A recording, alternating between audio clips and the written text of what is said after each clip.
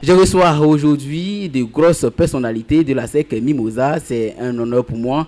Et je pense que je suis trop petit pour les présenter, mais je vais me faire fort de présenter ces chaleureuses personnalités. Et j'ai Monsieur Amani Magloire, il est le secrétaire général du Sénaco, zone centre-nord de la SEC Mimosa. Papa, bonsoir et bienvenue.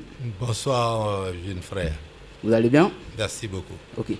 J'ai également, on l'a eu la semaine passée, mais il nous fait l'honneur de répondre présent, M. Blayao, Sénaco, zone centre-nord de la SEC Mimosa. Papa, bonsoir, bienvenue. Bonsoir, merci. Vous allez bien? Grâce à Dieu, ça va. Dieu merci. Aujourd'hui, vous venez pas à pied. Ouais. Abdoul Koulibaly est bien là. Comment tu vas, Abdoul? Oui, ça va, Dieu fait grâce. On ne se plaint pas. On ne se plaint pas, Dieu fait grâce. J'espère que tu as fouiné à un moment donné pour donner des informations aux auditeurs comme tu le fais si bien. Monsieur Axel nous rejoint. Comment tu vas? Ouais, ça va super bien, je suis là. En pleine forme, hein? Ouais, franchement. Même, la forme même déjà détermine la forme en question. Les amis, l'espoir pour être en forme. Faut être en forme. Merci à vous, encore une fois de plus, d'avoir répondu favorablement à cette invitation. Tout de suite, le sommaire de l'émission du jour. Demi-finale allée de la Coupe CAF. La SEC Mimosa pourra-t-elle réussir à redonner le sourire à la population ivoirienne? Naples, champion d'Italie, les jours restants de Victor Osimhen sont comptés. On verra bien sûr avec mes consultants. Sunderland, Championship anglais, Manchester United en Premier League. Quel environnement serait profitable pour le prodige ivoirien Amad Diallo? Ligue des champions, Pep Guardiola a-t-il des armes pour enfin assurer la revanche face au Real Madrid? Alors Abdoul, voici des thèmes que j'ai déballés déjà. Quelles sont tes impressions? Je pense que c'est d'actualité. Donc on va en débattre, on va aller un peu en profondeur pour donner un peu plus de vivant à ces sujets. Parfaitement, je ne peux même pas me priver de certaines choses parce que j'ai hâte de découvrir, d'avoir des belles informations sur l'équipe de la SEC Mimosa. Voilà, l'équipe qui est bel et bien représentée sur le plateau aujourd'hui. La SEC Mimosa est toujours dans la course pour le titre de la Coupe de la Confédération africaine de football. Les jaunes et noirs feront face à l'Union sportive de la Médina d'Alger, USMA, au stade de la paix de Boaké pour la manche aller des demi-finales. Les hommes de Julien Chevalier vont devoir s'imposer ici à domicile pour espérer atteindre la finale après le COE Sport de San Pedro en 2014. Alors, Papa Magloire, tout de suite, voilà, il me fait savoir que je dois commencer par monsieur le Sénaco, Papa Blayao. Déjà, dans quel état d'esprit sont les Mimos pour affronter l'US on va dire Alger? Bon, l'Union sportive de la Médina, à qui je souhaite bonne arrivée, est dans nos murs depuis hier. D'accord. Ce sont des frères. Nous allons sportivement lutter une place pour la finale. La meilleure équipe ira. Mais par rapport à votre question, je dis que les Mimos sont arrivés à Boaké dans de très bonnes conditions. D'accord. Nous étions ensemble avec eux hier à leur quartier général. Ça, c'est concernant les joueurs et l'encadrement. D'accord. Les dirigeants seront là demain. Et concernant les actionnaires, je crois qu'ils sont pleins d'espoir et c'est ça le plus important. Depuis le dimanche, depuis même le samedi, nous sommes installés en face de la Citaraï en train de vendre les tickets, les gadgets et autres. Et on sent un engouement parce que il avait été annoncé 15 000 tickets. D'accord. Je crois que ces 15 000 tickets, il n'en reste plus beaucoup. D'accord. Que ceux qui n'en ont pas encore pris se dépêchent d'aller en prendre parce que le mercredi, ça se jouera à guichet fermé, il n'y aura pas de tickets. D'accord. Aujourd'hui même, il y a 8 000 tickets qui ont été pris. Donc vous voyez qu'il faut se dépêcher d'aller prendre les tickets. D'accord. Donc je me dis que c'est une ferveur qui s'est emparée de tous, que ce soit les joueurs, que ce soit l'encadrement technique, que ce soit les dirigeants, que ce soit les actionnaires. Donc on est tous dans une phase positive et on attend le mercredi. D'accord. Abdoul? En fait, j'aimerais poser une question au papa. Lors de la confrontation face à Monastir, j'ai rencontré un vieux qui a été spolié en griffe parce qu'il a été, on lui a vendu des faux tickets sans sticker. Bon, je sais pas comment ça se fait. Bon, là c'est un peu l'histoire de l'éléphant blanc. Oui, parce que ceux qui l'ont vu n'avaient pas d'armes pour le tuer. D'accord. Ceux qui sont allés le tuer avec des armes ne l'ont pas vu. D'accord. Chacun a sa vérité. Moi, je n'ai pas eu vent de cette affaire. C'est sur ce plateau que je l'apprends. Je n'ai donc pas de réponse. Voilà. Sinon, nous savons que les tickets ont été mis en vente jusqu'au samedi. Le dimanche, il y a quelques tickets qui ont été mis en vente bien avant le match. Parce que la CAF n'autorisait pas la vente des tickets au niveau du stade. D'accord. Bon, si quelqu'un s'est vu vendre un ticket qui n'est pas conforme, je pense d'abord qu'il ne l'a pas acheté à l'endroit indiqué. D'accord. Parce que si vous l'avez acheté à la Citaraï, s'il l'a acheté à la Citaraï, moi je lui demande de revenir d'ici mercredi, de revenir devant la Citaraï, de nous indiquer la personne qui lui a vendu le ticket sans sticker et on verra dans quelle mesure il pourra avoir son remboursement. D'accord. En fait, c'est pour signaler aux éditeurs qu'il faut aller s'en procurer des tickets. Parce que ce dernier-là, c'est le jour J. Oui. Il a quitté de Yamoussoukro pour venir. Voilà. C'est ce qu'il m'a expliqué. Donc, c'était un peu plus compliqué. D'accord. Donc, bon, on dit l'occasion fait le larron. Voilà. Nous lançons depuis samedi l'appel, que ce soit de vive voix sur les réseaux sociaux ou un peu partout, pour dire que le match se jouera à guichet fermé. C'est-à-dire que le jour du match, on ne vend pas de tickets. Et nous sommes devant la Citaraï. Si quelqu'un a un désagrément quelconque au niveau de la Citaraï, qu'il m'interpelle et nous verrons dans quelle mesure réparation sera faite. D'accord. Maintenant, si après, vous achetez des tickets ailleurs que devant la Citaraï et que vous constatez qu'il y a des problèmes, bon, là, on ne s'en lave pas les mains, mais on est désolé pour tout le monde. Parce qu'il y a le lieu où les tickets sont vendus, la période pendant laquelle les tickets sont vendus. Si vous n'êtes pas dans ce créneau-là, bon, vraiment... Là, c'est un autre état d'esprit, voilà. on va dire. Alors, Papa Magloire, je viens à vous maintenant. Au match aller, on a vu que, bon, je sais pas, le stade n'a pas refoulé, je veux dire, de personnes. Bon, est-ce parce que le nombre de tickets était trop rétréci ou la population avait été empêchée en griffe de rejoindre le stade? Il faut dire que c'est l'organisation de la CAF. S'il ne tenait qu'à la SEC uniquement, le stade serait peut-être rempli. D'accord. Parce qu'il a été imprimé un nombre strict et restreint de tickets. Okay. Et le jour du match... Okay, on va revenir un peu, le nombre de tickets, est-ce qu'on peut l'avoir au match aller? Je crois il y avait 10 000 tickets, 10 000 dont 600 invitations. Donc 600 invitations. Voilà. Donc 10 000 moins 600, d'accord. Voilà. Donc, il y a certains qui sont restés dehors. Il paraît même... il y avait plus de personnes dehors que dedans. à l'intérieur, parfaitement. Voilà. Donc, cela résulte de l'organisation de la CAF. Voilà pourquoi ça a été ainsi. Sinon, s'il ne tenait qu'à nous, à la SEC, le stade serait... Même s'il n'était pas plein, mais quand même, on aurait pu dire que aux trois quarts plein. Ok, Abdoul? Non, c'était tout. Bon, si je peux intervenir, il faut savoir que ce qu'il dit, c'est totalement vrai parce que faut savoir que la SEC a une histoire avec Boaké. Boaké se sent dans la SEC et même avec les matchs amicaux que la SEC a joué, s'il y a eu des matchs avec l'Africa, la plupart des supporters étaient des supporters Mimo. Et donc la SEC a une histoire avec Boaké. Normalement, les personnes même de Boaké veulent aller regarder la SEC, veulent aller suivre la SEC. D'accord. Voilà.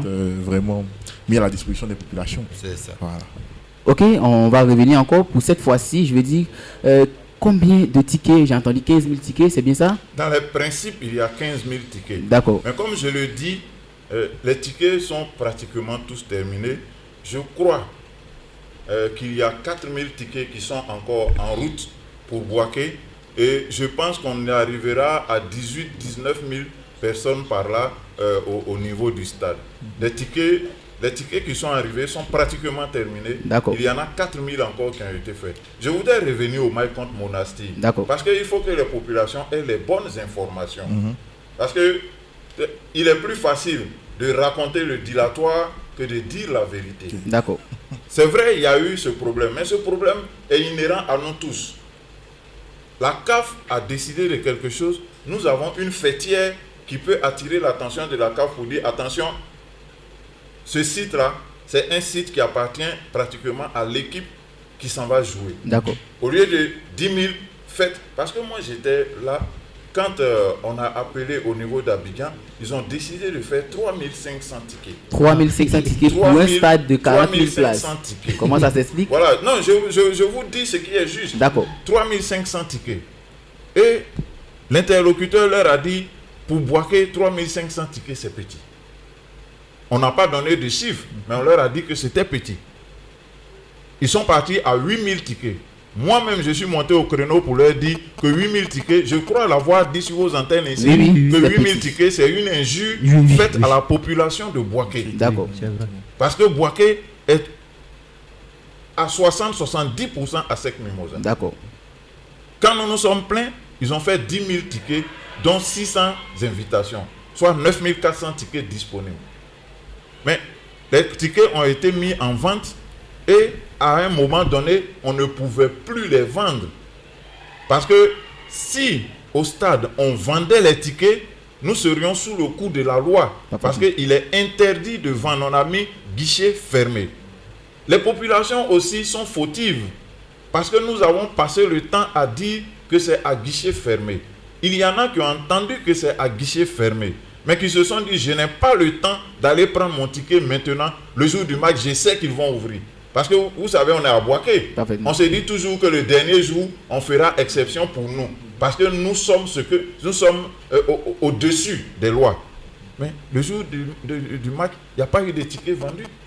Ça a coûté aux uns et aux autres ce que ça a coûté. D'accord. Sur toutes les radios où nous sommes passés, nous avons dit c'est à guichet fermé. Nous savons qu'il y a des gens qui ont entendu, mais qui ont fait la sourde oreille. On ne peut pas aller forcer quelqu'un à prendre un ticket le jour où il ne veut pas prendre des tickets. D'accord. Nous sommes tous fautifs. La fédération aurait pu signaler, même si la CAF a décidé, la fédération aurait pu signaler que ce nombre de tickets-là, c'était petit. La preuve, nous, on l'a fait, on les a poussés à aller à 10 000. On aurait pu amener la CAF à aller à plus que ça. Et même demander à la CAF, mais comme c'était une décision qui avait été prise déjà, on a dit qu'à partir des quarts de finale, tous les matchs se joueront à guichet fermé. D'accord. Voilà. D'accord, on va revenir à Papa Magloire. Oui. Pour une demi-finale avec 15 000 tickets pour un stade de 40 000 places, oui. Comment vous jugez ce nombre? C'est un regret. Parce que quand même, pour une demi-finale qui se joue chez nous, qui n'aurait pas voulu que le stade soit plein? C'est un regret. 15 000 places. Mais pour nous, à la Sec Mimosa, c'est ridicule. C'est ridicule. Et puis, Boaké, c'est comme un challenge. Venir à Boaké, on dit que la Sec joue à Boaké pour une demi-finale. Il y a 15 000 personnes. Vous savez, à la télévision, lorsqu'on voit certaines places qui ne sont pas occupées, on dit il n'y a pas eu de monde. Et ça, pour nous, ça nous blesse. Et donc, pour nous, moi, je me dis que c'est parce que le stade est encore neuf. D'accord. Et que on essaie de le préserver pour la Coupe d'Afrique, la CAN, que les gens sont un peu prudents. C'est tout. Sinon, la SEC vaut mieux que ça. Bon, on va parler maintenant avec Assel tout de suite. Pour moi, c'est ne pas croire aux Ivoiriens. D'accord. Pour moi, c'est ne pas croire aux Ivoiriens parce qu'il y a une réalité qui existe dans notre football. Aujourd'hui, on a la chance d'avoir une équipe comme la SEC qui se hisse au niveau international, qui est en train de remonter ce championnat-là parce que la SEC est en train de donner un poids à ce championnat-là et amener ses supporters à pouvoir affronter ce public algérien. Parce que quand on ira en Algérie, ce ne sera pas cadeau. Parfaitement. Si le match allait se jouer chez nous, il faudrait que nous soyons à mesure de pousser ces jeunes-là qui sont en train de réaliser quelque chose qui ne s'est pas réalisé depuis un certain nombre d'années. Oui. Et on parle de grands championnats. On a envie d'un beau championnat. On dit les supporters ne vont pas au stade, mais donnez la possibilité aux supporters d'aller au stade. Oui. D'accord. Si les supporters vont au stade, demain, il y a mercredi, on a un stade plein. Vous verrez que même le championnat local sera plein parce que chaque équipe va commencer à créer de l'engouement. Aujourd'hui, on a l'impression que, hormis la SEC et les fans, par exemple, du LIS, qui ont quasiment disparu sur un homme de temps, il n'y a pas vraiment de supporters qui réels. La SEC, avec peut-être son mur jaune, qui est en train d'amener quelque chose de nouveau à ce championnat-là. Et il faut vraiment pousser ces personnes-là. Donc, croyez aux supporters ivoiriens, croyez aux supporters boakois, et puis on ira en finale, je pense. Ok. Voilà, je pense que la SEC, c'est une institution, elle est structurée. Oui. Donc, il faut du respect, il faut respecter la SEC. Quand je vois même la SEC jouer, lorsqu'on était au stade, le mur jaune, c'est de la première minute jusqu'à la dernière minute. L'ambiance y était, on se croyait même à Dortmund. Voilà, donc justement. Donc il faut donner encore plus de place pour que ce stade-là puisse bouillonner. Parce qu'en Algérie, c'est pas du jeu. C'est pas du jeu. Oui, avec les lasers, tout et tout, ça va vite. Ils vont jouer à 12 ou à 13. Justement, il faut reproduire ce même truc-là ici et les battre. C'est-à-dire gérer le match aller, le battre à 0 et arriver là-bas à négocier. D'accord. Mais il y a une autre réalité qui se crée aussi, il faut savoir. C'est le volet. Pour moi, je pense que si la CAF décide ainsi, c'est le volet sécurité. D'accord. On dira tout. On dira forcément qu'il faut créer des places et tout ça. Peut-être qu'ils se disent qu'avec un nombre restreint, ils peuvent arriver à gérer une bonne sécurité, ils peuvent aller à mettre en place une bonne sécurité. D'accord. Mais pour la SEC Mimosa, je pense qu'on peut déporter les moyens qu'il faut pour mettre la sécurité qu'il faut. Parce que quand la SEC gagne une Coupe de Confédération, c'est la Côte d'Ivoire qui gagne la Coupe de la Confédération. C'est le championnat ivoirien qui se hisse. D'accord. Donc il faut vraiment mettre la sécurité qu'il faut. D'accord. Oui, vous réagissez. Par rapport à la sécurité dont il parle, je voudrais dire que c'est fait extrême de trop de prudence. C'est vrai. L'on connaît les supporters de la SEC. D'accord. Il n'y a pas plus fair play que les supporters de la SEC. Depuis que moi je supporte la SEC, je n'ai jamais entendu ou je n'ai jamais vu les supporters de la SEC casser ou frapper des adversaires. Ils sont responsables. Ils viennent, ils nous battent chez nous, nous nous retirons tranquillement dans nos maisons. Tout le monde le sait. Donc ce n'est pas maintenant que, par excès de prudence, on va nous accorder seulement 10 000 ou 15 000 places. C'est pas justifié d'ailleurs. Bon. Voilà. Ce que je voulais ajouter à tout ça, il faut pas faire la politique de l'Autriche. Ou vous organisez une compétition ou vous ne l'organisez pas. D'accord. Les forces de l'ordre dont on parle, la sécurité dont on parle, on nous déverse je ne sais combien de corps habillés. Oui. Mais la fois dernière, les corps habillés se sont fait plus d'argent que les équipes. C'est ça. Comment on peut expliquer ça? Les corps habillés se sont fait plus d'argent que les équipes. C'est ça. Parce qu'il y a eu très peu de tickets qui ont été faits. Oui. Arrivé à un moment, on a permis aux gens de rentrer moyennant quelque chose. D'accord. Où est la sécurité dans ce cadre alors? Bon, parce que les personnes dont on se méfie sont les personnes qui sont rentrées. D'accord. Il faut faire très attention. Jouer un match et faire la sécurité, ce n'est pas la même chose. Sur le terrain, si tout se passe très bien, il n'y a pas de raison qu'il y ait de débordement. C'est ça. Et même quand il y a des débordements, chez les supporters de la SEC, chez les actionnaires, il y a toujours ceux qui ont appelé au calme. Nous avons été battus ici par l'Ashanti Kotoko. 2-1. Les supporters, les actionnaires sont rentrés chez eux avec un seul slogan. On va aller les battre chez eux. Il n'y a pas eu de casse, il n'y a rien eu. Nous avons perdu le Graal. La Coupe d'Afrique des clubs champions en 1995, le 16 décembre 1995. Nous l'avons perdu au stade Félix Houphouët-Boigny. Il n'y a pas eu de débordement. Au contraire, nos amis de l'Africa se sont moqués de nous. On a ri avec eux. Et puis c'est fini. C'est des bonnes D'où vient qu'on parle d'aspect sécuritaire pour un match. D'abord, notre pays n'est pas en guerre. Le match n'est pas jugé match à haut risque. D'accord. Il y a rien qui milite en faveur de cela. Je voudrais profiter pour remercier monsieur le ministre Amadou Koné, qui est en train de se battre pour que ce stade soit plein. Il est en train de se battre pour que ce stade soit plein. Je vous ai dit que tout dépend aussi de la fédération. D'accord. M. Amadou Kone est en train de faire le combat de la fédération. Parce que c'est à la fédération de dire à la CAF, même si c'est la CAF qui organise, nous souhaitons que notre stade soit plein. C'est ça. On n'a pas à se plier. Nous ne sommes plus dans les temps coloniaux. La SEC Mimosa permettait à la SEC Mimosa d'avoir son public, d'avoir son 12e homme, d'avoir son soutien au complet. C'est ça. Il y a des caravanes qui se font, les gens vont dans les villages, dans les villes. Ils vont à Brobo, Botro, Beoumi, Sakassou. Présentement, même quand on venait, ils étaient déjà allés quelque part. Comme je n'étais pas là, je ne sais pas où ils sont allés. Mais les Guébonois, tout ça, ils demandent aux populations de venir.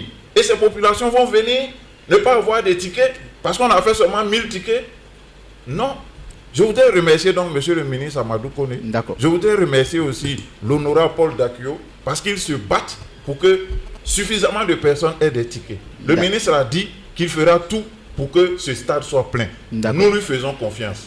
Maintenant, pour ceux, les va-t-en-guerre qui profitent de cela pour dire non, aspect sécuritaire, il n'y a pas d'aspect sécuritaire.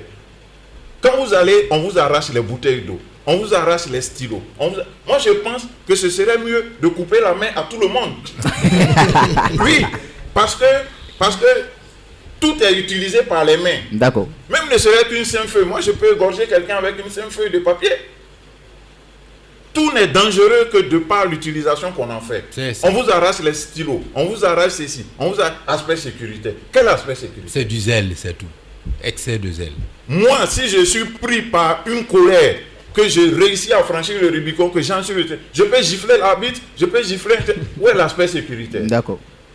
Il faut se consacrer à son travail, bien le faire, permettre aux populations de vibrer au rythme de ce football-là, et puis rentrer à la maison satisfaite d'avoir participé aussi à la fête. Il faut qu'on arrête d'empêcher les gens de vivre leur passion. La vie est trop difficile pour que, une fois où les gens veulent aller se gayer, on les empêche encore d'aller se gayer.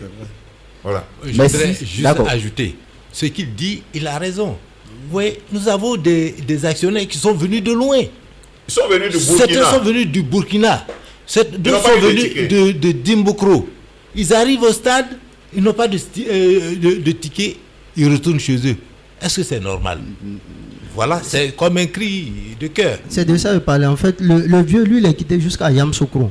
Donc, c'est le matin, il n'y a pas d'autre recours. Donc, il y a un jeune qui vient, il se pointe là, il vend un ticket, sans connaître. Voilà, et puis c'est larron. On dit l'occasion fait le larron. Voilà, juste. Voilà. Ok, on va laisser nos chers papas se reposer un tout petit peu. Je viens avec vous, Axel. Je veux dire que la manche allée, cette fois-ci, c'est ici à Bouaké. Et comment comptez-vous, comment pensez-vous que la SEC doit aborder ce match? Clairement, la SEC doit aborder ce match avec, pour moi, je dirais, l'esprit de continuité. D'accord. De se dire que c'est pas encore fini. Aborder chaque match après l'autre. Chaque match a ses réalités. La SEC est déjà, pour moi, la SEC est dans une très bonne posture. Des jeunes athlétiques, des jeunes qui ont l'amour du football. Parce que quand tu regardes la SEC jouer, c'est pas seulement que du football ils jouent avec l'amour. Quand tu vois un jeune comme Zouzou en train de jouer, tu es content de le voir jouer. D'accord. Quand tu vois un jeune comme il s'appelle, Cramo jouer, tu sens qu'il a envie d'apporter quelque chose. Et ces jeunes-là, il faut vraiment qu'ils restent dans cet esprit-là, dans l'optique. Je ne sais pas vraiment le discours qui a été fait avec la SEC cette année, ou disons les 2 dernières années, mais ces jeunes sont passés à un cap, je ne sais pas. Le petit défaut pour moi, au niveau de la SEC, c'est la finition. La finition est vraiment un problème. On sent peut-être l'absence de Konaté Karim, qui est en train de faire des exploits, mais on ne peut pas prier que tous ces grands joueurs-là restent, parce qu'ils font aussi la notoriété de ce club-là. Mais la SEC doit rester dans cette logique-là, jouer match après match, chaque match a ses réalités.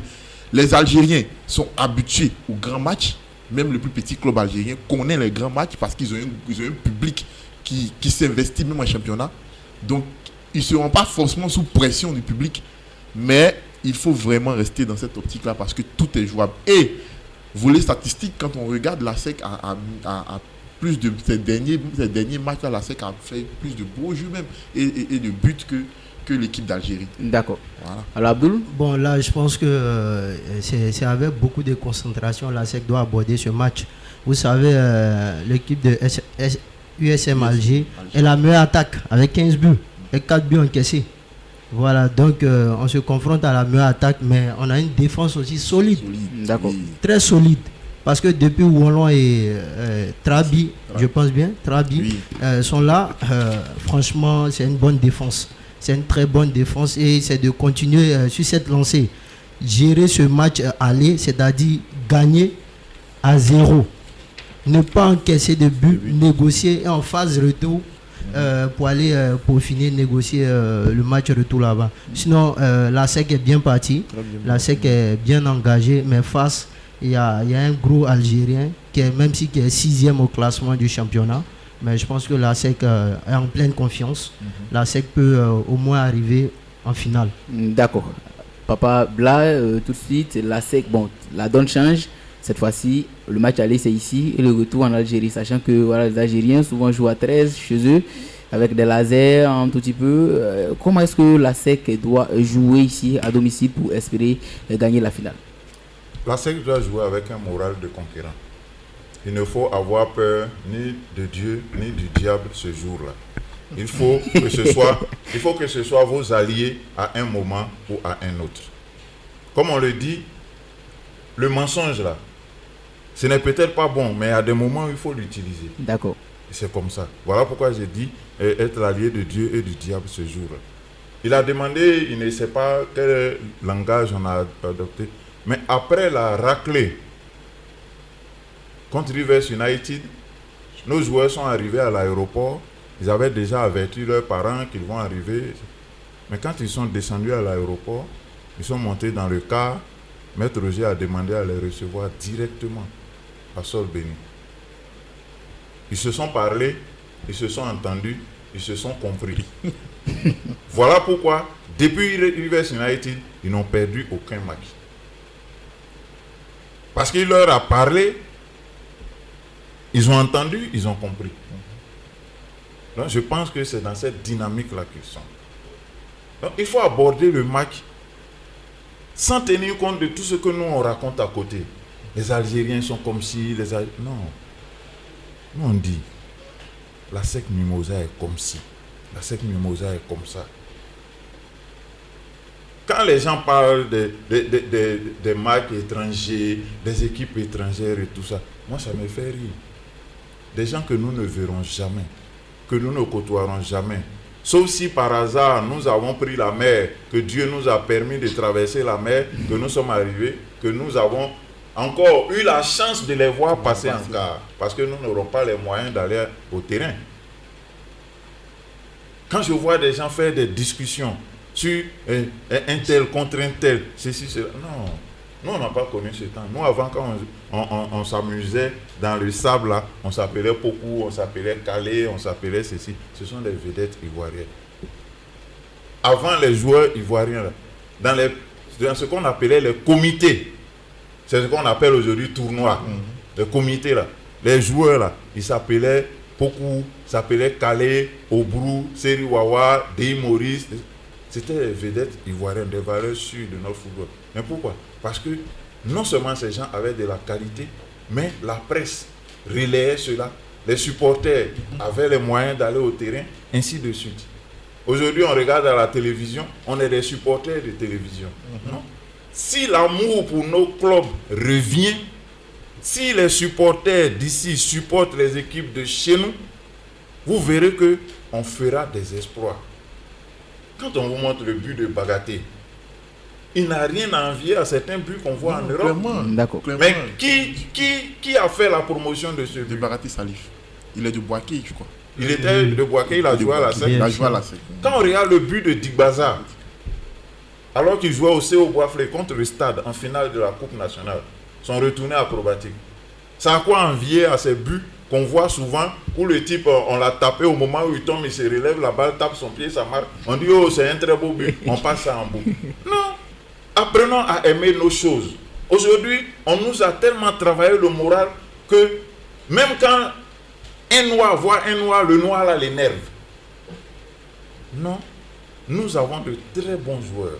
Nous avons des joueurs de qualité. La preuve, ils viennent nous les prendre. Pourquoi ils sont venus prendre Konaté? S'il n'a aucune valeur. Atoula qui est en plein il est très performant. De l'équipe qu'il y a cette année, je sais qu'il y a au moins 1 ou 2 qui vont être pris. Pourquoi? Parce qu'ils ont de la valeur. Mais nous ne vendons pas nos joueurs. Quand ils viennent les prendre là, ils les prennent et ils les prennent peut-être à quelques millions. Seul Konaté est parti à milliards. Sinon, ils les prennent à millions. C'est-à-dire que c'est comme avant où on vient, on donne un miroir, le type il donne tout sa tête. Mais pourquoi? Parce que nous-mêmes, nous ne valorisons pas ces joueurs-là. Allez-y à Yaoundé, allez-y je ne sais où. Il y a des joueurs de qualité là-bas. Mais on préfère regarder des gens, souvent même au crépuscule de leur football, mais on préfère les admirer. Vous voyez les gens qui portent des... Mais les maillots de la SEC là se sont vendus normalement.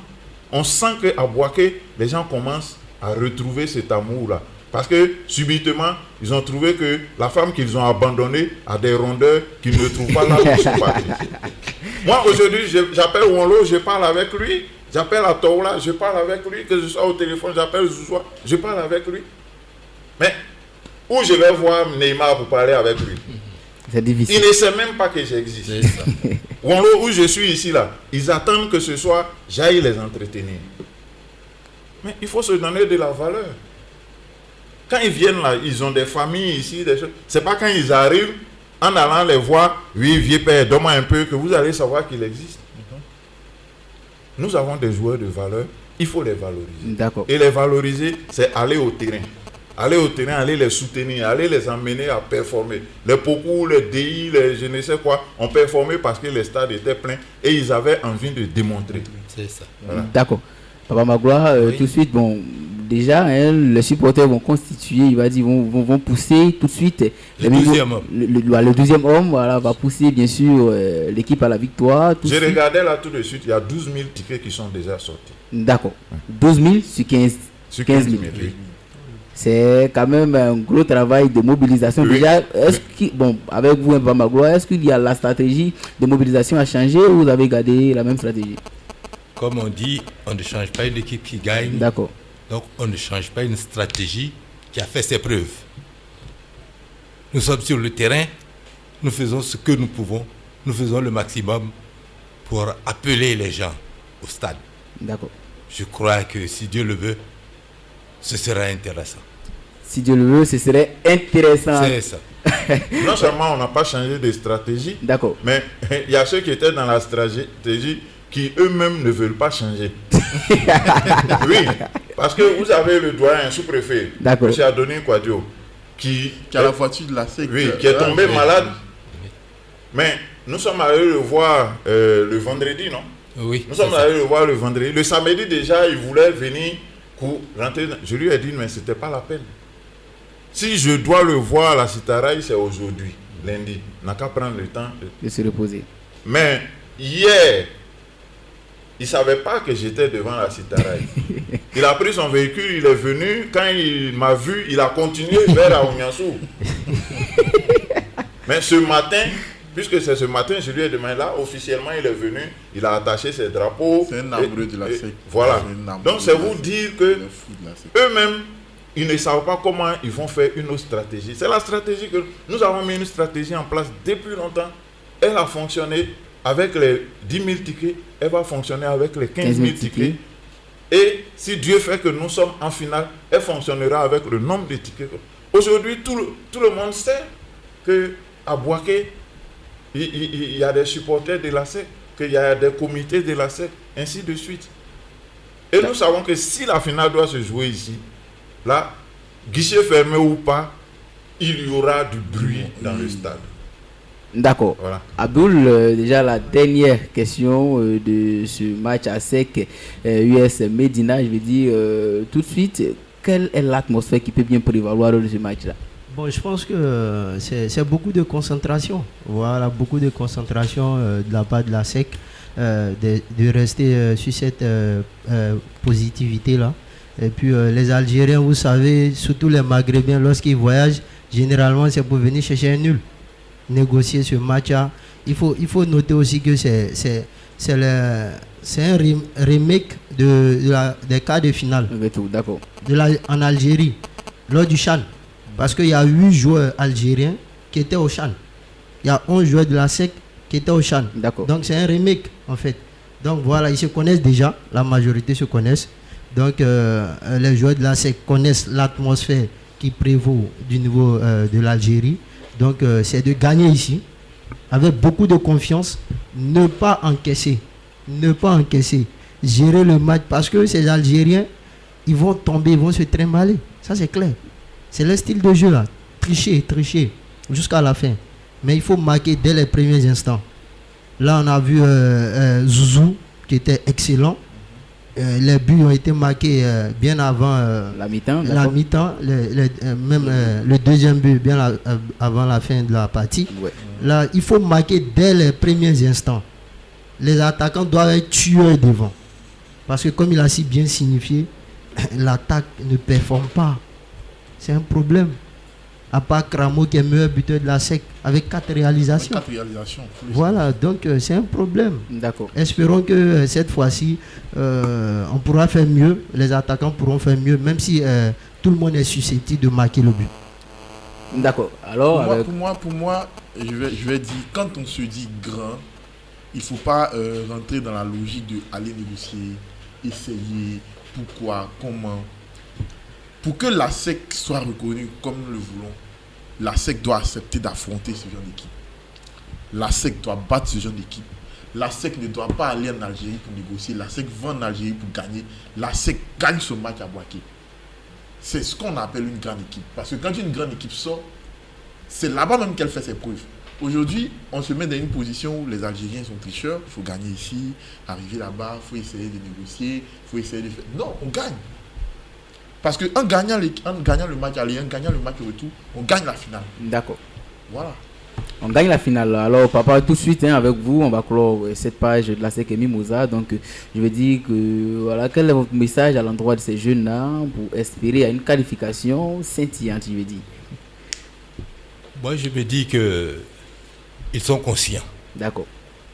Qu'ils ont devant eux leur histoire à écrire. Parce que c'est leur propre promotion qu'ils font. C'est vrai, aujourd'hui, ils sont à la SEC. Ils mangent un peu. Mais ils espèrent manger mieux. Donc, c'est à eux de prendre leur chance. C'est toute leur chance d'aller en finale, remporter la coupe et éventuellement se vendre sur le marché international. D'accord. Donc, pour moi, je me dis qu'on n'a même pas besoin de les motiver. Déjà, cela est largement suffisant pour qu'ils se motivent. D'accord. Papa Bla? Bon, je ne dirais pas autre chose que monsieur le secrétaire général, Magloire. Un match qui se joue et puis on profite des opportunités qu'on a. On ne peut pas faire autre chose que les occasions qu'on aura. C'est ça. Les occasions pourront venir tôt. Elles pourront venir tard. Mais il faut savoir en profiter au moment où ça arrive. Oui. La fois dernière ici, je vous ai parlé des 3 fois 15 minutes au cours d'un match. Parfaitement. Pendant 15 minutes, en général, l'équipe qui reçoit va dominer. Celle qui est reçue, si elle n'est pas aussi forte, elle va subir. Mais pendant ces 15 minutes de domination, il y a des occasions qui se font, il faut pouvoir en profiter. Mais on peut ne pas en profiter. On peut avoir le pied carré, on peut avoir la malchance, un poteau, une transversale, un gardien bien placé, ok. Mais l'adversaire va se rebiffer aussi. Il faut savoir subir. Mais après, il y a encore 15 autres minutes. C'est comme ça. Dans un match, vous ne verrez jamais une équipe dominée pendant 90 minutes. Il y a toujours un décalage, un moment où elle domine et un moment où elle est dominée. Et souvent, vous voyez que des équipes ont beaucoup dominé, mais ont encaissé le but qu'il ne fallait pas. Donc, nous ne pouvons pas dire ce sera comme ci, ce sera comme ça, parce que très souvent, on dit il aurait dû faire la passe, il aurait dû tirer. Mais quand on dit il aurait là, ça veut dire que c'est fini. C'est fini. D'accord. Le joueur est sur le terrain, il a une décision à prendre à un moment X, tout de suite, nous refaisons après. Mais je pense que, comme il a dit, les joueurs savent de quoi il s'agit. Ils savent où ils s'en vont. Ils savent ce qu'ils ont à faire. Parce qu'on n'est jamais parti en finale après avoir été battu. Sauf si on a posé une réclamation et que la réclamation a marché. D'accord. Voilà. Ils savent ce qu'ils ont à faire. La balle est dans leur camp. C'est comme on dirait, on doit tourner la page. Mais c'est aux joueurs de tourner la page parce que c'est eux qui ont la main dessus. D'accord. Voilà.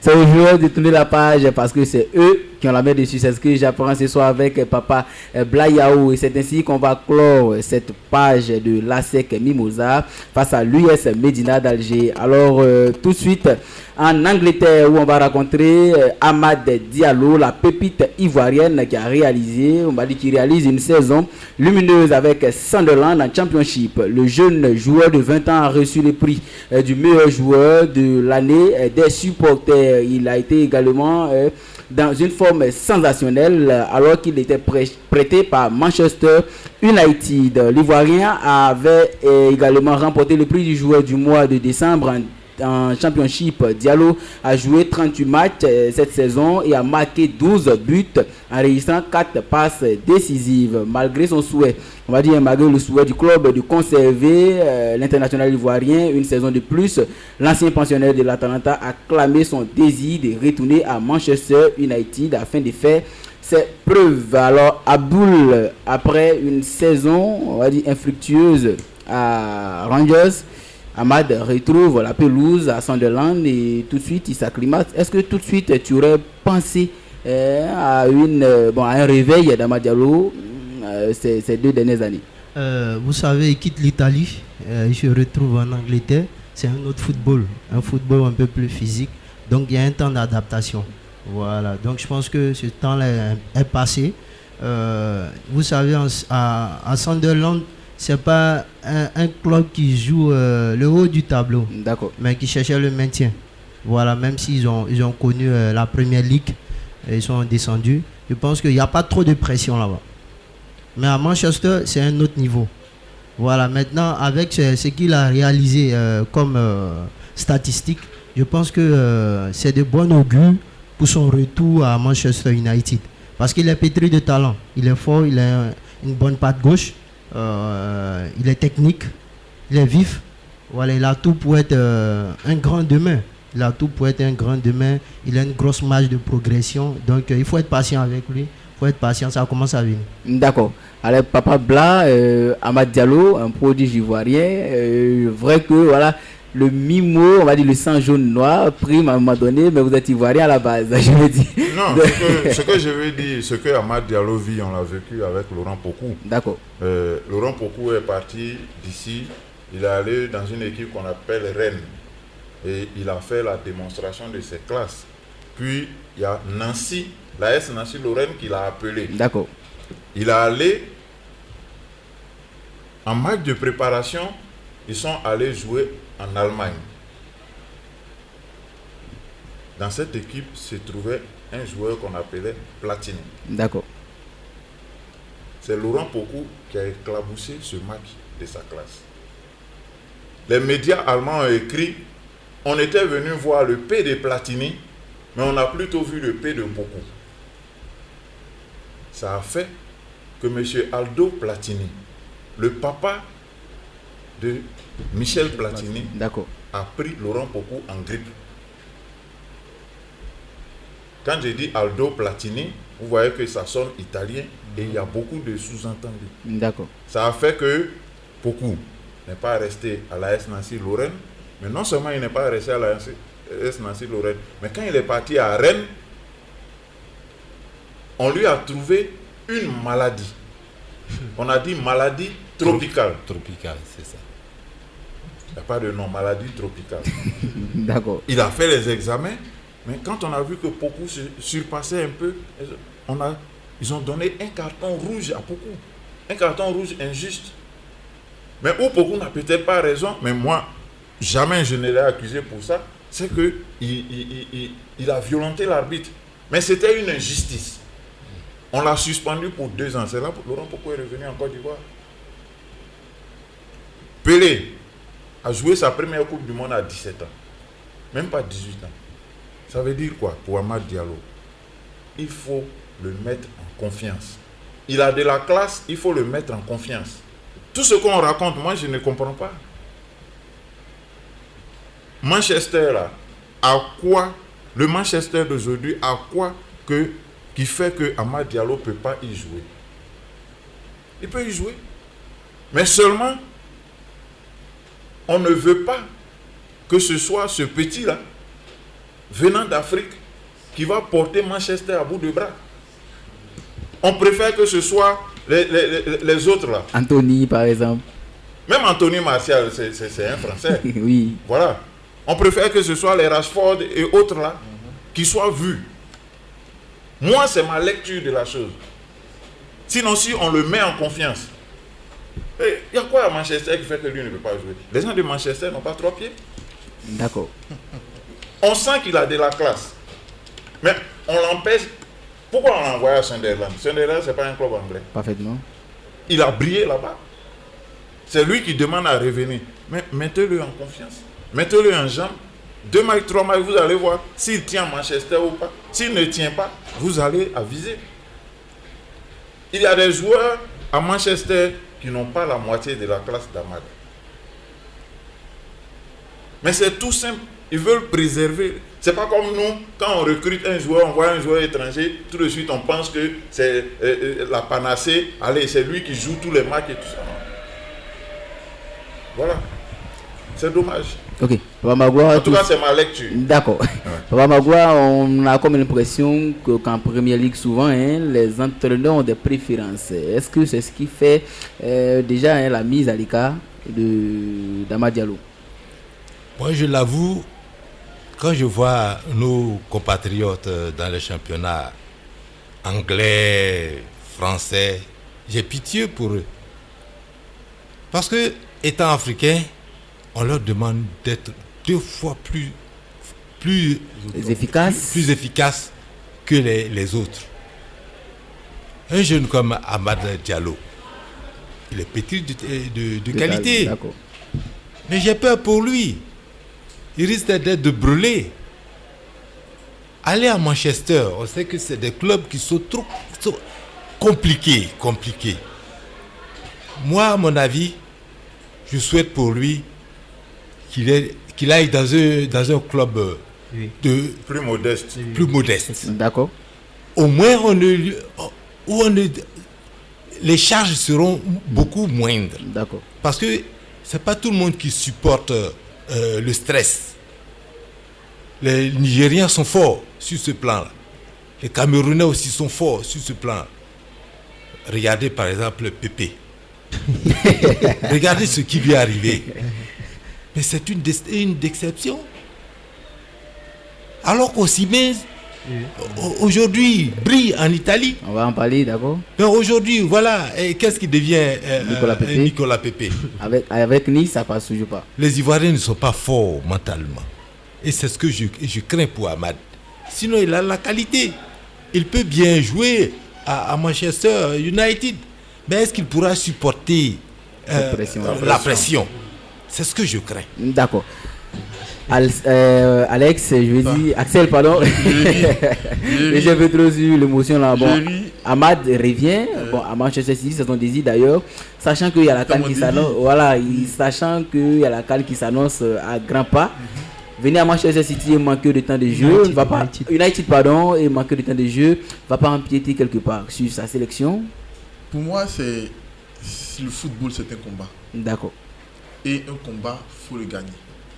United est à un niveau, a besoin de certains joueurs. Et Amad Diallo fait partie de ces jeunes-là qui ont envie de prouver qu'ils peuvent remonter cette équipe. Cela arrive aussi à certains joueurs que j'ai connus, comme Pedri, par exemple. Quand on prend Pedri, c'est parce qu'il est espagnol. Pedri a joué toute une année civique pour être prêt. Il faut qu'on donne la chance à ces jeunes-là. La Côte d'Ivoire ne l'a pas fait avec Amad Diallo. La Côte d'Ivoire a appelé Amad Diallo parce qu'ils étaient sous pression de l'Italie.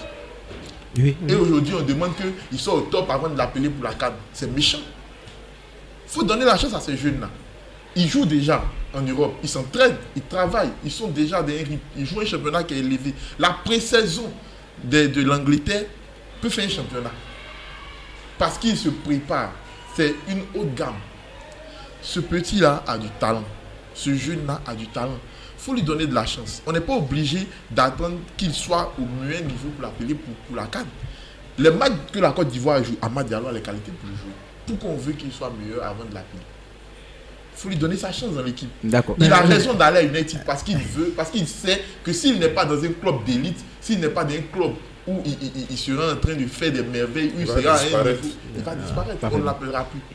Bon, là, je pense qu'en sélection, on prend les meilleurs, ceux qui sont soit au top niveau, bien expérimentés, ou bien qui ont l'habitude d'être en sélection. Mais Amad, il est encore jeune. Il a du temps. Il joue pas. Non, il joue pas encore. Quand je prends le cas de Kessié qui est toujours appelé, c'est parce qu'il est habitué. Il a l'expérience. Mais Amad ne joue pas. Il était blessé. On ne peut pas demander de l'expérience à quelqu'un s'il n'a pas. C'est pas parce qu'il joue à Manchester. Je voulais dire simplement que Kessié, à Milan, on voyait Kessié. À Barcelone, on voit Kessié.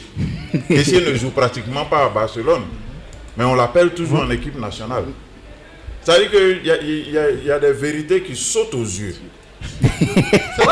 Le cas d'Amad Diallo, il ne joue pas. Il revient de blessure. Là, il est performant. Là, on peut l'appeler. C'est ça. Je pense c'est pas parce qu'il joue à Manchester. Non, on va l'appeler. La sélection est ouverte à tout le monde. D'accord. Tout le monde, c'est clair. Bon, c'est pas parce que c'est Amad, on va l'appeler. Pour relancer un peu une question, Amad était à son top niveau lorsqu'il venait pour la Côte d'Ivoire, Comores. Je veux dire, qu'est-ce qui s'est passé? Le gars a passé. C'est ce qu'il a dit. C'est pas défaut. Il y a des joueurs qui ont manqué à l'appel, donc on le fait venir. D'accord, mais là il vient et il est suivant. Comment ça se justifie? Non, mais attends. Comme on le dit dans notre jargon, il y a des rococos. D'accord. Voilà. Même j'aurais appris que Série même s'est fâché parce qu'il n'a pas pris part aux 2 matchs. D'accord. Voilà, ce sont les bruits du coup. Bon, les rococos, je vais repartir avec Papa Bla. Est-ce que c'est pas ses préférences à l'équipe nationale qui recalent un tout petit peu notre jeune talent? Mais je pense que c'est ce que j'ai expliqué d'une façon ou d'une autre. Il faut prendre les joueurs. Il ne faut pas prendre ces joueurs. C'est ce que j'explique depuis. Voilà. Il y a des joueurs qui peuvent nous donner des résultats, on les prend. Je vous donne encore un exemple. Avant, au lycée technique, les dimanches matins, si vous vouliez voir toutes nos grandes valeurs ivoiriennes, là, vous alliez là-bas parce que ces joueurs-là, quand il n'y avait pas championnat, allaient se mettre en jambe là-bas. Les gens parce que quand ils vont, ils se mettent entre eux. Joueurs des équipes d'Abidjan, et puis ils jouent contre d'autres équipes. Les gens se sont plaints, non, quand ils viennent là, ils prennent entre eux ceci, cela. Un jour, tous ceux qui sont venus là, ils ont composé une équipe. Sans chercher à savoir si tu joues ou tu joues, ils ont composé une équipe, ils sont partis jouer. D'accord. En première mi-temps, ils étaient menés 4-0. D'autorité, quand il est venu, il te regarde. Tu signifies rien devant lui, il dit sors. Wawa, prends. Sors. Bazo, prends. Ainsi de suite. Le match est fini à 8-4. Pourquoi? Parce que, premièrement, ils ont voulu jouer sur tout le monde. Après, à la mi-temps, ils ont joué sur la valeur. Mais si vous ne jouez pas sur la valeur, vous risquez d'avoir les résultats que nous avons chaque fois. Celui-ci a été classé parce que comme on est arrivé en quart de finale, l'équipe est beaucoup plus médiatisée. Il faut que les recruteurs le voient, donc on le prend à la place de celui-ci qui n'a pas bonne science, qui n'a pas bonne aura. D'accord. Mais tant qu'on fait comme ça, ça ne peut pas marcher. D'accord. Il faut prendre ceux qui ont la valeur, ceux qui ont envie de jouer. Je vous ai dit ici la fois dernière que notre équipe nationale sera encore performante si on prend des joueurs nationaux. D'accord. Parce que c'est celui qui a faim là, c'est lui qui peut finir le plat. C'est pas celui qui sait manger qui va finir le plat. D'accord, papa, on va aller rapidement pour le bip oreille et puis voilà, on revient pour la suite de l'émission. Oui, de retour sur le plateau de Beck FM, amis auditeurs. Vous qui venez de nous prendre en marche, vous n'avez rien raté du tout, bon, en quelque sorte, parce que nous avions reparlé dans cette émission, bien sûr, de la demi-finale de la Coupe CAF qui s'annonce aussi grandiose avec l'ASEC Mimosa et l'USM Alger. Bien sûr, nous évoquions à l'instant le cas d'Amad Diallo avec Sunderland, son avenir se trouve à United. Bon, Papa Blayao était sur le point de nous donner des informations, mais le bipouré nous a quand même conduit à une coupure. Papa Blayao, est-ce que vous pouvez revenir rapidement sur les points que vous n'avez pas pu énumérer lors de vos propos précédents? Bon, je disais seulement qu'il faut valoriser la qualité des joueurs. Il ne faut pas valoriser le fait que je connais un tel, nous sommes amis. Il faut valoriser la qualité. Parce qu'il n'y a que sur la qualité que nous pourrons avoir de bons résultats. Et je dis aussi qu'il faut arrêter de minimiser les joueurs nationaux. Les joueurs nationaux peuvent nous apporter beaucoup.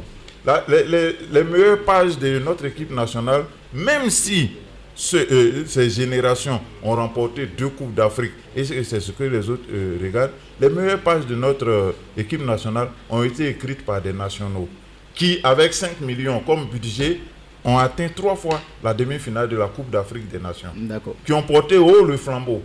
C'est vrai qu'ils n'ont pas gagné, mais ils ont toujours perdu contre un pays qu'on appelle le Ghana, qui était la meilleure équipe en ce moment. Voilà. Et là, souvent, l'entraîneur ne fait pas de classement. Il dépose les maillots. Seuls ceux qui se sentent garçons pour jouer un match prennent le maillot. Oui, c'était comme ça. Mais aujourd'hui, c'est le contraire. Aujourd'hui, on passe dans les chambres la nuit pour donner des maillots à ses connaissances, à ceci, à cela. Non. Non. Perdons avec toutes nos armes. Gagnons avec toutes nos armes. Évitons de regretter des choix que nous avons faits. Ces joueurs-là, quand ils partent, parce qu'on met les 16 maillots là, les 11 joueurs et puis les 5 remplaçants, on met là. Si tu penses que le match contre le Maroc, ou bien contre le Cameroun, ou bien contre le Ghana, contre le Niger, toi tu peux le jouer, tu prends. En fonction de ton numéro. Parce qu'avant ça partait de 1 à 16. Le 1 et le 16 c'était les gardiens. Maintenant du 2 au 15 c'était les joueurs des champs. Si tu penses que tu peux jouer avançant, tu prends le 9. Tu penses que tu peux jouer stopper, tu prends le 4. Ainsi de suite. Quand ils s'habillent là, c'est pas quelqu'un qui leur a dit tenez le maillot, c'est eux qui ont dit je m'en vais jouer. Et quand ils vont sur le terrain, ils prouvent. Là, c'est un autre état d'esprit. C'est un autre état d'esprit. D'accord. Là, le type même, il est là, il n'a pas envie de jouer. On vient, on lui demande pardon, Joe, pardon. Vraiment, on compte sur toi pour ce match. Il fait un peu le malin et puis après, il dit bon, donnez le maillot. Mais quand il s'en va et puis que son résultat est bizarre. C'est vous qui m'avez forcé. Moi-même, je ne voulais pas jouer, hein, mais voilà. Pour éviter ça, il faut prendre des nationaux. Non, moi je ne dis pas forcément les nationaux. Mais je dis les nationaux qui ont la valeur là. Il faut les accepter en équipe nationale. Comment l'équipe nationale de Côte d'Ivoire est composée de 9 nationaux et de 2 binationaux, ou de 8 nationaux et de 3 binationaux. Mais il n'y a pas de locaux. Il n'y a pas de locaux.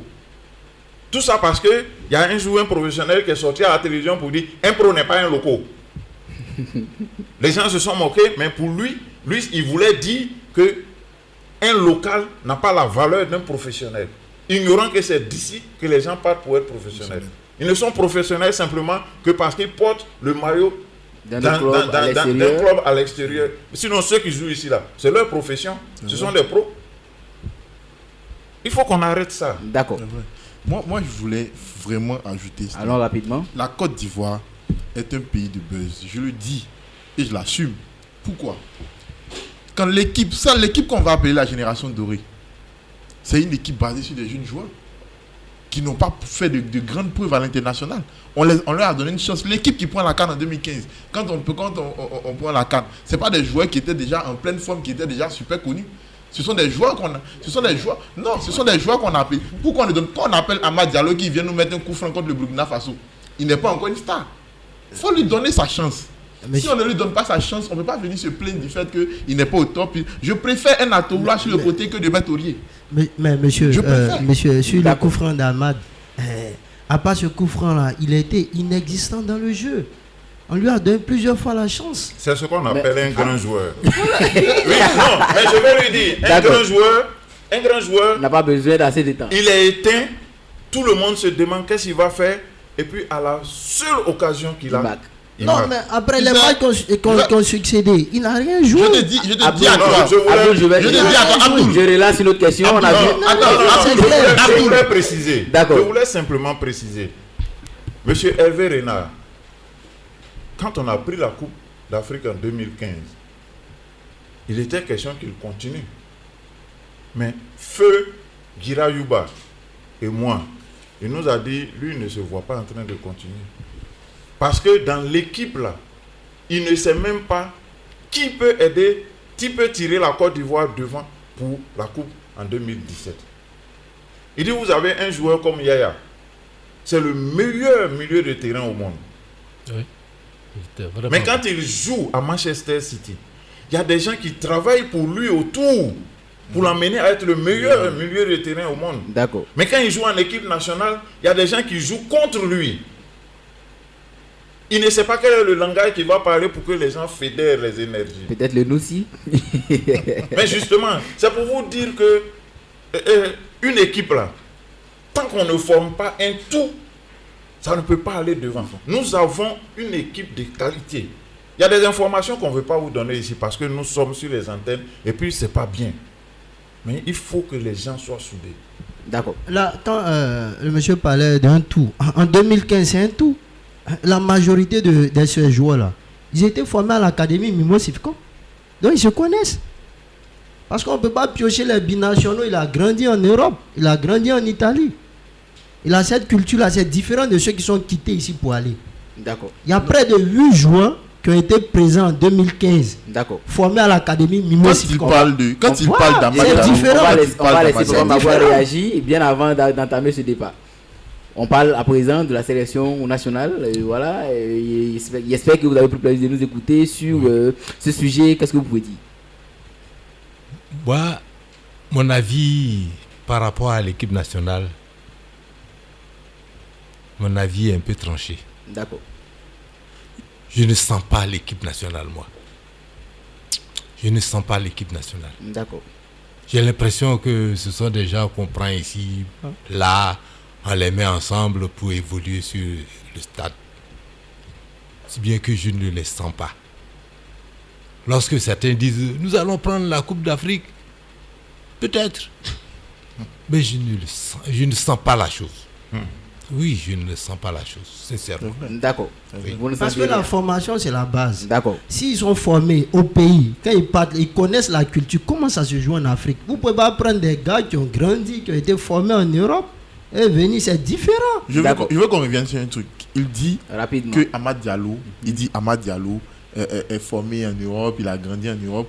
Moi, je trouve que un jeune joueur qui arrive sur un terrain de football, et les personnes qui sont autour de lui doivent lui donner la chance de se présenter. Il dit qu'il ne fait pas de gain. Mais Amad Diallo, sur le match qu'Amad Diallo a fait, quand il a le ballon, il le rend. Il ne veut pas avoir de préjugés.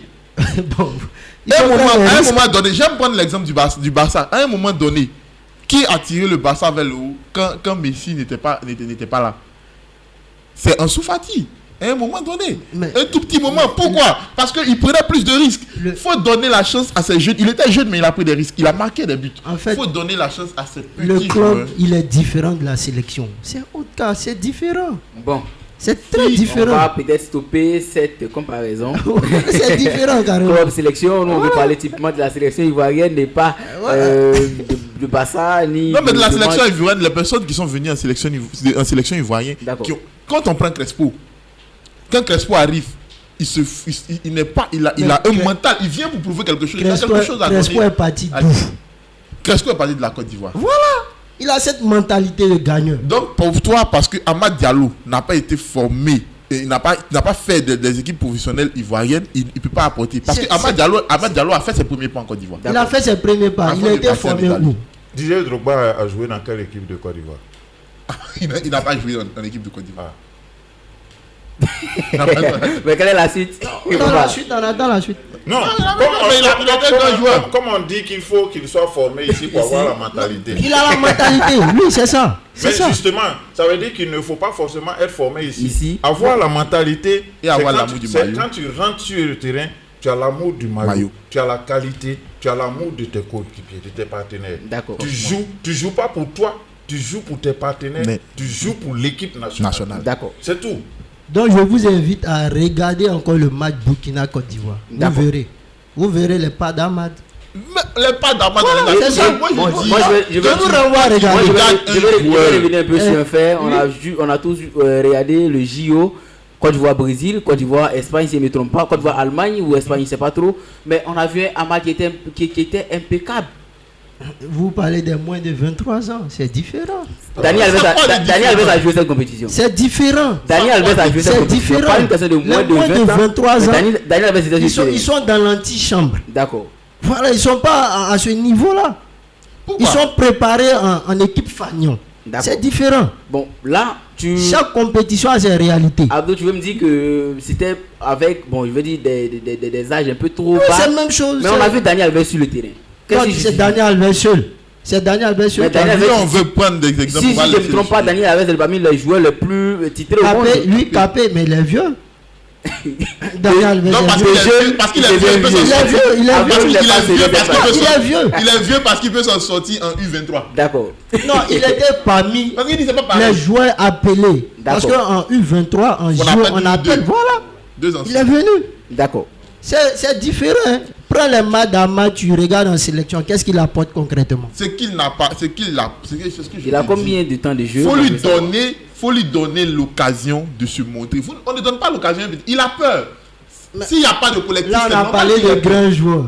Donc on te donne 10 minutes. Mais là on a vu à l'heure briller avec Dortmund, avec l'Ajax, arriver ici, c'est le contraire. Voilà, c'est le collectif qui prime, je pense. Pas l'individualité. Amad doit jouer, il doit jouer pour qui? On ne doit pas jouer pour lui. Voilà. Bon, je veux dire que là, si on veut aller sur cet aspect, on va se perdre finalement. Parce que il doit jouer pour qui? Moi-même, je suis déjà perdu. Voilà, il doit jouer pour qui? Il doit s'adapter à l'équipe. C'est pas l'équipe qui doit s'adapter à lui. D'accord. C'est bien compris. Non, mais c'est pourquoi je dis. C'est ce que j'essaie de se faire comprendre. On est parti du cas United. Oui. Est-ce qu'il peut montrer à United? J'ai dit oui. Parce que United est une équipe qui a aujourd'hui besoin de jeunes pour tirer l'équipe vers le haut. Okay. Il a ce potentiel. Okay. Il a encore l'occasion de le faire. Prenons le cas de Wesley Fofana. D'accord. Pourquoi Wesley Fofana ne vient pas? C'est la dernière intervention. Alors il se dit qu'il a la chance de jouer encore à l'équipe de France parce que l'équipe de France, aujourd'hui, il y a une occasion, une opportunité de se présenter à l'équipe de France. Donc, on est là, on parle de la Côte d'Ivoire fait de lui, c'est du forcing. Il a l'amour de la France, il a envie de jouer en France. Et quand il va jouer avec le ça, c'est un autre aspect. On ne va pas terminer aujourd'hui. On va aller avec le chronogramme du jour. Voilà. Naples est sacré champion d'Italie pour la 3e fois de son histoire après son succès face à l'Udinese grâce à l'inévitable Victor Osimhen qui a été encore décisif. Après le match nul face à l'Udinese ce jeudi, le Napoli s'est offert la 3e réalisation, je veux dire le 3e titre en Série A de son histoire, le premier depuis 1990 et la bande de Diego Maradona, un exploit qui vient ponctuer une saison exceptionnelle, je veux dire du club de compagnie avec pour champion, je veux dire Victor Osimhen et Kvaratskhelia qui ont poussé cette équipe encore plus loin. Rapidement, l'équipe de Luciano Spalletti, pour son jeu offensif et enthousiaste, Victor Osimhen et Kvaratskhelia rejoignent la génération Maradona, championne d'Italie en 1987 et 1990. Un duo auquel le Napoli doit beaucoup dans son titre de Série A.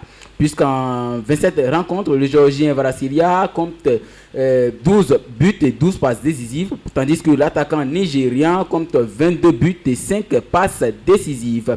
Ils sont auteurs de presque la moitié des buts inscrits par leur équipe en championnat avec 34 buts sur les 70 inscrits, plus le 1 d'hier, ça fait 71 inscrits. Encore Victor Osimhen qui bat un record de Georges Weah avec 47 réalisations, qui devient ainsi le meilleur buteur de l'histoire de l'Afrique, le meilleur buteur africain de l'histoire du championnat. Victor Osimhen peut-il aspirer, on va dire, au Ballon d'Or africain avec cet exploit, même si la Ligue des Champions a sombré un tout petit peu? Papa Blanc.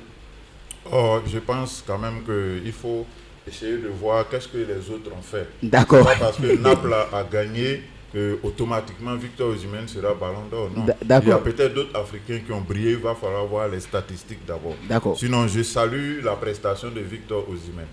Mais il va falloir voir les saisons à venir. Que deviendra Victor Osimhen? C'est tout. Parce que sur une saison, il a démontré sa classe. Les gens vont se l'arracher à gauche, à droite. Il aura les conseils à gauche, à droite. Il faut qu'il reste posé, qu'il sache décider pour lui et non qu'on décide pour lui. D'accord. Attendons de voir ce qu'il va devenir, mais ne le précipitons pas trop rapidement au sommet des choses. Il a gagné un titre. D'accord, on le laisse manifester sa joie. On laisse manifester sa joie, mais voyons autour de lui qu'est-ce qui s'est passé et qu'est-ce que Osimhen vaut et vaudra dans les semaines à venir. D'accord. Monsieur le secrétaire général, que pensez-vous de l'avenir de Victor Osimhen avec Naples? Parce que là, il y a des propositions de la France, de l'Angleterre et bien sûr d'autres pays. Déjà, Osimhen à Napoli la saison prochaine, est-ce c'est possible? Cette année, il a frappé fort. Et puis, il faut dire quand même que sa carrière va crescendo. D'accord. Après Lille, on s'attendait à ce qu'il joue dans un bon championnat, mais on ne s'attendait pas à ce qu'il éclate comme ça. Il a fait une belle saison. Et je suis persuadé que ceux qui ont l'habitude de mettre beaucoup d'argent et de rechercher les perles rares vont se l'arracher.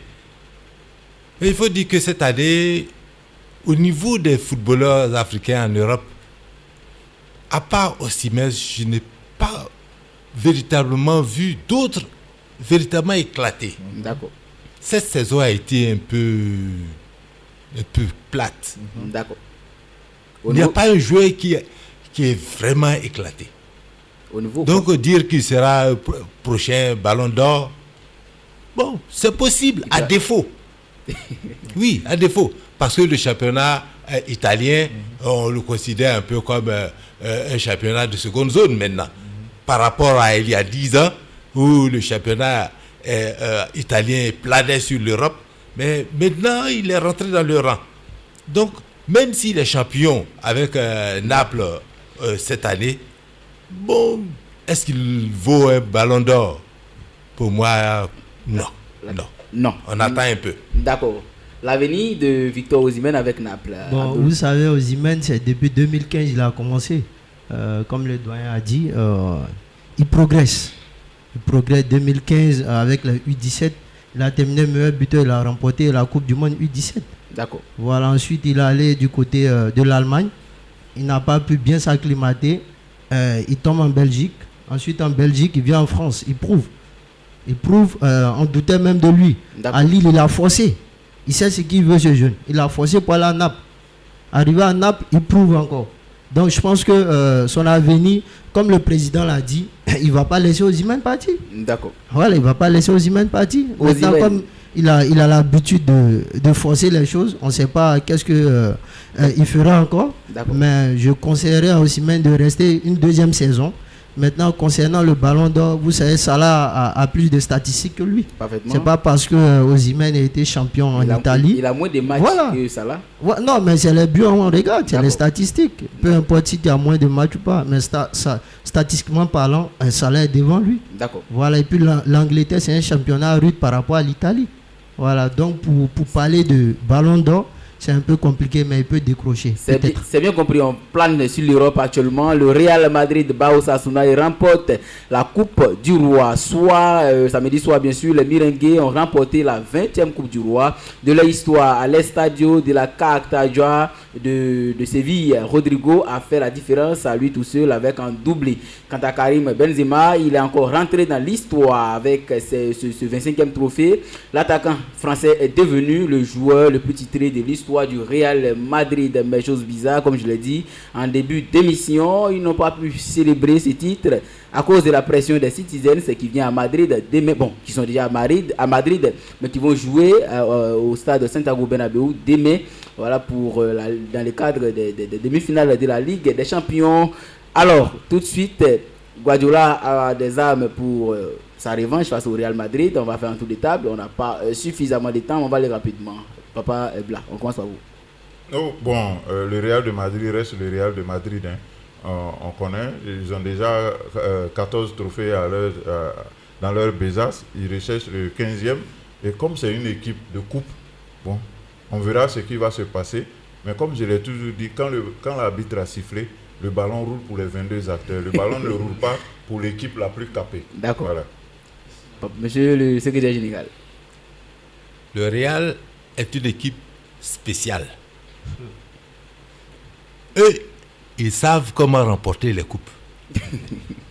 Certes, aujourd'hui, City brille avec Haaland. Mais les Espagnols, ils ont toujours ce petit truc-là pour éteindre les autres. Et lorsque ils avaient battu récemment le Paris Saint-Germain, je crois. Chelsea. Et j'étais un jour au commerce et il y a un jeune qui m'a dit « Ah, je viens de perdre de l'argent. » Moi, j'ai misé sur Chelsea. Là, j'étais à côté, j'ai dit « Mon petit, Real de Madrid, il faut toujours miser sur eux. Parce que tu as beau être grand chez toi, mais dès que tu les rencontres, au moment où tu dis ils ont un pied cassé, ils te battent. » Donc, cette équipe est remarquable. D'accord. Donc, il faut toujours miser avec eux. D'accord. Axel? Pour moi, avec des yeux de personnes qui regardent simplement le football, on dira que City a toutes les armes. City a toutes les armes. On dira que City a toutes les armes. D'accord. Pour les réalités du football qu'on a pour habitude de voir, le Real reste le Real. On ne sait pas d'où le Real sort. On ne sait pas. Le Real a peut-être un président africain caché avec des petits gris-gris. Mais vraiment, City a tout. Pour moi, personnellement, je pense que City va s'en sortir dans la réalité du football. D'accord. Mais avec le Real, franchement, on ne sait pas. Ça reste en sourdine. Ce sont des sorciers. Pas. Ça reste dans le bois sacré. Alors, Abdoul? Ouais, City, en fait, City a appris de ses erreurs, surtout Pep l'année dernière. Quand on voit le match Bayern-City, il a laissé carrément la balle au Bavarois. Voilà, il procédait par contre. Donc je pense que si on se réfère à ça, oui. City a beaucoup appris de la Ligue des Champions passée. Comme il a si bien signifié, ils ont toutes les armes pour battre ce Real, pour se qualifier en finale et remporter même cette Ligue des Champions. Voilà, mais le foot reste le foot, c'est une science inexacte. Si Guardiola se lave de sa malédiction. Sa malédiction, bon, j'apprends qu'il a une malédiction. On va aussi en Italie, bien sûr, là où il y aura le deuxième choc de la Ligue des Champions, Inter Milan, AC Milan. Bon, on n'a forcément pas trop d'informations, mais si une chose est sûre, une équipe milanaise va jouer la finale de la Ligue des Champions. Merci à vous d'être passé. Bon, rapidement, on va aller pour le mot de fin. Je commence par monsieur le Sénaco, Papa Bla. Ok, non, moi je dirais tout simplement aux actionnaires de se tranquilliser, de se mobiliser pour le mercredi 10 et que le mercredi, les enfants vont leur faire plaisir. Qu'ils soient au stade, c'est tout. Merci à vous, monsieur le secrétaire général. Je leur dis, venez nombreux, n'ayez pas peur. L'équipe est actuellement solide. C'est tout ce que je peux dire. Venez, la fête sera belle. J'ai oublié de rappeler quelque chose. La dernière fois sur nos antennes, Papa Bla avait prédit un score de 2-0 pour la SEC Mimosa. Oui. Ça s'est concrétisé. C'est un sorcier. Il est tellement dans le bois sacré de la SEC Mimosa tout le temps. Asel? Pour moi, pour le mot de fin, je viendrai aussi au niveau de la SEC. On sera au stade.